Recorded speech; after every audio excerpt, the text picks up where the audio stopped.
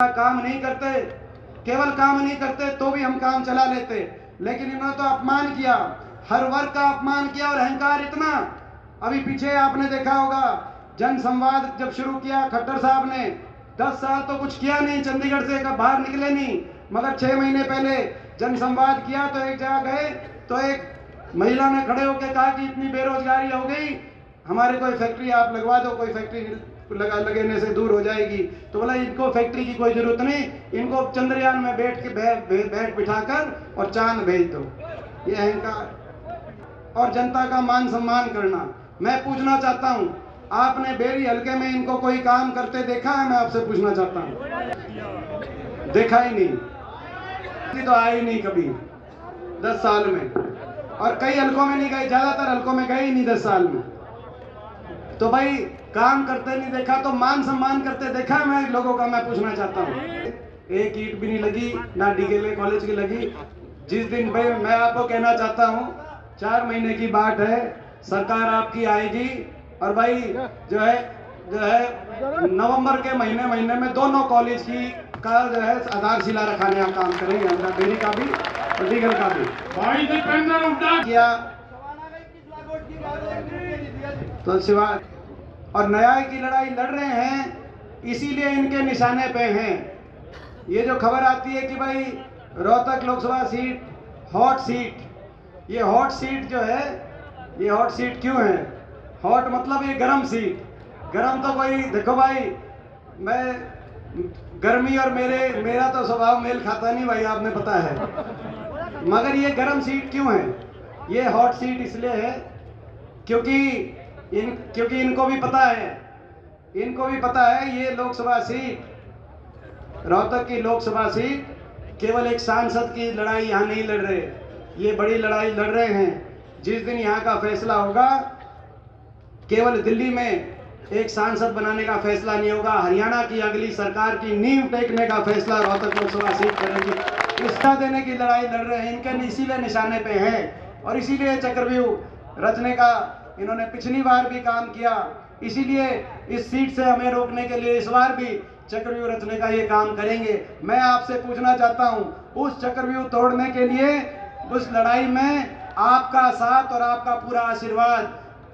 देखो एक अकेला लड़ाई नहीं लड़ सकता, एक अकेला लड़ाई नहीं लड़ सकता। इनके पास बहुत कुछ है, बीजेपी के पास बहुत कुछ है, बहुत पैसा है।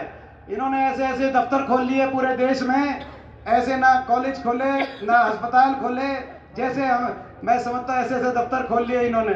पैसा बहुत है, धन बल इनके पास है, मीडिया बल इनके पास है, सत्ता बल इनके पास है, सरकारी तंत्र बल इनके पास है, और इनसे लड़ने के लिए मेरे पास कुछ है, तो आपका आशीर्वाद है, उस आशीर्वाद में कभी मत छोड़ना। आज हरियाणा में हालात बदल चुके हैं।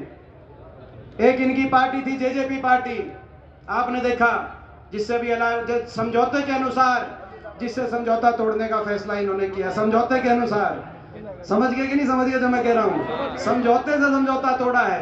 ये वही पार्टी है, पिछली बार बदलाव हो जाता, ठीक कहा डॉक्टर साहब ने कि पिछली बार यहां से जीत जाते तो बदलाव। दुखी तो इनसे पिछली बार भी थे, इतने दुखी थे लोग कि 14 में से 12 मंत्री 2019 में दोबारा विधानसभा नहीं पहुंचे थे। इनके 12 मंत्री, ये रावदान सिंह जी बैठे हैं, शिक्षा मंत्री रामविलास जी से चुनाव लड़ रहे थे, वहां से रावदान सिंह जी जीते। कुलदीप वत्स जी बैठे हैं, यहां से बादली से इनके मंत्री लड़ रहे थे, वहां से कुलदीप वत्स जी जीते। तो रोहतक से भूषण बत्रा जी जीते, जहां से मनीष गौड़ जी लड़ रहे थे। पिछली बार ही लोगों ने फैसला कर लिया था, 3900 वोटों का फर्क था कांग्रेस में और बीजेपी में। पिछली बार हमारी 3900 वोट ज्यादा आती तो कांग्रेस की 36 सीट आती, मगर जब थोड़ा सा फर्क रह गया तो एक बीच में एक पार्टी आ गई जिसका नाम था जेजेपी पार्टी, दुष्यंत चौटाला, उसके 10 एमएलए आ गए। उस पार्टी ने नारा दिया था बीजेपी को करो जमुना पार। खट्टर साहब 2019 में बोलते थे बीजेपी जाएगी 75 पार, लोगों ने 75 पार की तो हवा निकाल दी, मगर एक बोलता था 75 पार, दूसरा बोलता था इन्हें करो जमुना पार। इलेक्शन होते ही दोनों बन गए जमा पक्के यार।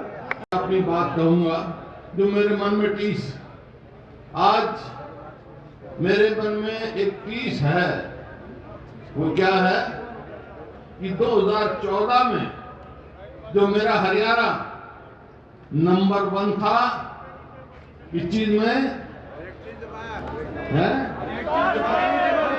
प्रति व्यक्ति आय में, प्रति व्यक्ति निवेश में, नौकरी देने में, कानून व्यवस्था में, खेल और खिलाड़ियों में नंबर 1 था पूरे देश में।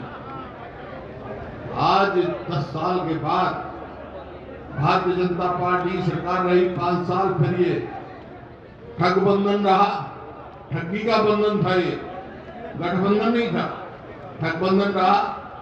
कहां पहुंच गया हमारा हरियाणा? आज हमारा पहुंच गया नंबर 1 की सिर्फ में, बेरोजगारी में, महंगाई में, अपराध में। और भाई आप हर चीज समझ सकते हो, खेल और खिलाड़ियों भी आप देख लो, हमारी बहन बेटियों का क्या हाल हुआ, किस प्रकार से हमारी पहलवान बेटियों का।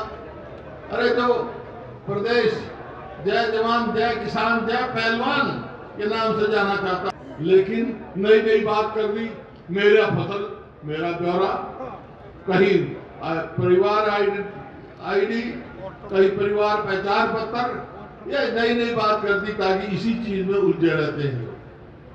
नहीं तो यही मंडी थी, यही किसान थे हमारे समय में, अपनी फसल निकाली और सीधा मंडी में बेच के आ जाते थे। आज ना आड़ती को है, ना उसको आड़त मिलती है, ना किसान को दाम मिलता है। अभी अब आज दुष्यंत के भाई का मैं बयान पढ़ रहा था कि भाई अब तो राज जो है, जो मुख्यमंत्री है ना नायब सिंह सैनी, उनके लिए, अरे तो नाम का मुख्यमंत्री भाई, कमी मुख्यमंत्री है, इसके बस का कुछ नहीं है। ये पहले तजुर्बा करके देख लिया, हरियाणा में आपने देखा होगा, पहले तो ओम प्रकाश जैसे मास्टर हुकुम सिंह बनाए थे ना, यो बना रखा है नायब सिंह सैनी में, कोई इसकी वो नहीं है। तो ये आपके सामने है, ये प्रदेश, ये हालात। आज अपराध का क्या हाल है पूरे देश में, 1-2 प्रदेश से नीचे अपराध में हरियाणा। अरे बेरी बेरी का देख लो, 4 व्यापारियों को यहाँ उनको मिल चुका है। अभी बताया मेरे को, किसी को धमकी दे देते, इतने पैसे दो, कहीं गोवाना में, कभी सापना में, कभी बेरी में, कभी कहीं, कभी रोज ऐसी खबरें आते हैं। एक डर का माहौल बनाया हुआ है प्रदेश में, और ऐसा लगता है कि प्रदेश में सरकार नाम की चीज ही कोई नहीं। तो कहां जाएंगे वे हमारे? नौकरियां देख लो, 2 लाख हरियाणा में 2 लाख पक्की नौकरी खाली है। और ये क्या करेंगे? एक वो बना दिया जाके हरियाणा कौशल विकास रोजगार निगम। क्या उसका काम है भाई? उसका काम ये है कि कच्ची नौकरी बकाओ, ना उसकी पेंशन होगी, ना होगी 6 महीने में घर आएगा, ना रिजर्वेशन है, ना कोई मेरिट है, लूट की दुकान है। और पकड़े गए करोड़ों रुपए उनके दफ्तर से, पकड़े गए करोड़ों रुपए हरियाणा पब्लिक सर्विस कमीशन के दफ्तर से पकड़े गए। जो ये खिलवाड़ हमारे युवाओं के भविष्य के साथ आज हरियाणा में हो रहा है, ये कोई अच्छा काम नहीं हो रहा। इस बात की टीस है मेरे को। इसी बात से मैंने फैसला किया कि मैं अपने लोगों के पास जाऊं, उनसे पूछूं कि भाई समय आ गया है, इनसे टक्कर ले लूं मैं भाई।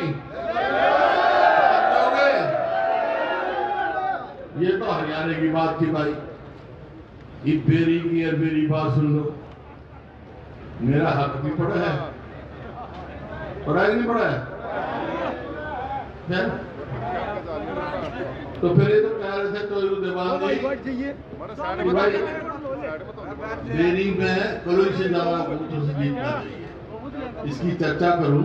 लेकिन एक बात जरूर है, हम क्यों कह रहे हैं, क्यों तीस यही है ना कि ये जैसा दीपेंद्र जी ने कहा कि ये खाली सांसद का इलेक्शन नहीं है। यहाँ का इलेक्शन फैसला करेगा अगली हरियाणा में सरकार किसकी बननी, ये फैसला करेंगे, खाली सांसद के लिए शायद। और अब ये भी पूछ सकते हैं आपसे लोग, आप जाओगे तो भाई थारी सरकार बनी है हरियाणा में, तब क्या करोगे? तो मैं तो 4-5 बात कह रहा हूं भाई, बाकी लंबी बात नहीं करता। अगर हमारी सरकार बनेगी तो सबसे पहला काम हम करेंगे, अपने बुजुर्गों की पेंशन 6,000 रुपए करेंगे, 6,000 रुपए और 6,000 और भाई ये सब जो है रोटी जो है सिलेंडर पर हुआ है, ये हमारी माताएं बैठी है बहन बेटियां, तो सिलेंडर की कीमत सरकार बनने पे 500 रुपए से ज्यादा नहीं होगी। अब एक दूसरे को भ्रष्ट बता रहे हैं कि ये भ्रष्टाचार कर रहे थे, वो भ्रष्टाचार कर रहे हैं, दोनों कर रहे थे। महकमे बांटकर हरियाणा को लूटने का काम कर रहे थे। शराब का महकमा किसके पास गया, एक्साइज का महकमा किसके पास गया, माइनिंग का महकमा किसके पास गया। सारी लिस्ट तो हो सकता है कभी कि हमारी भी कमी रह जाए, हम क्या बताएं। इन्हीं के विधायक दादा पंडित गौतम ने बता दिया था कि खोपर बढ़ गया, एकलाए जी मन लग रहा है। और जो इनके सांसद हैं डॉक्टर अरविंद शर्मा जी, उन्होंने पैरावर में कह दिया था कि हरियाणा के पूर्व मंत्री रोहतक के मनीष ग्रोवर भाई 300 करोड़ का अमृत की योजना आई थी, बोला भाई वो घोटाला करके। यही बता रहे हैं, हम क्या बताएं, अपना भ्रष्टाचार खुद ही बता रहे हैं। तो लूट गए, मगर इस बार इनको पता चल गया कि पक्की लोगों में नाराजगी है, इसीलिए इन्होंने बदल दिए।